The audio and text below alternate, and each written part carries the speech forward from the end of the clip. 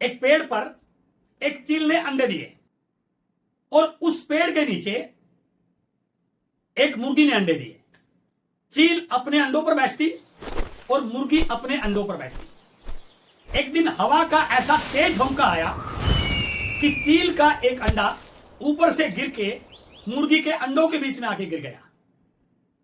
और रोजमर्रा की तरह मुर्गी अपने अंडों पर बैठती, उसको इस बात का आभास ही नहीं था कि यह अंडा चील का है या यह अंडा मेरा है। कुछ समय के बाद चील के अंडों में से चील के बच्चे निकले और मुर्गी के अंडों में से मुर्गी का बच्चा निकला। लेकिन जब उन मुर्गी के अंडों के बीच में जो एक चील का अंडा था, उसमें से जो बच्चा निकला वो मुर्गी के बच्चों से थोड़ा अलग था, क्योंकि वो तो चील का बच्चा था।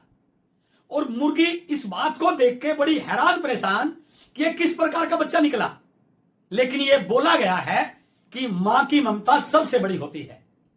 उसके सारे सवाल इस बात पे खत्म हो गए कि है तो मेरा बच्चा, जैसा भी क्यों ना हो, और उसने स्वीकार कर लिया कि ये मेरा बच्चा है। जैसे दूसरे बच्चों को पालती वो उसको भी वैसे ही पालती, जैसे उनको दाना चुगा देती वैसे उसको भी देती। धीरे धीरे वो बच्चे बड़े होने शुरू हुए। उसने उनको चलना सिखाया, उड़ना सिखाया, और जब वो उड़ने लगे तो बार बार उनको बोलती कि बच्चों तुम मुर्गी के बच्चे हो, इस ऊंचाई से ज्यादा मत उड़ना, क्योंकि हम इतना ही ऊंचा उड़ सकते हैं। और जैसे वो बच्चे उड़ने लगे उन्होंने मां की बात को माना। और एक दिन इत्तेफाक से आसमान में ऊंचाई पर उड़ती हुई चील को उस चील के बच्चे ने देख लिया, क्योंकि वो जन्म से तो चील का बच्चा था बट रह रहा था मुर्गी के बच्चों के बीच में।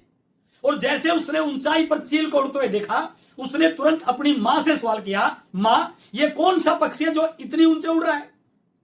और मां ने तुरंत जवाब दिया, ये चील है, लेकिन ध्यान रख तू चील नहीं है, तू मुर्गी का बच्चा है, और भूल कर भी इतना ऊंचा उड़ने की कोशिश मत करना। और उसने अपनी मां की बात को स्वीकार कर लिया।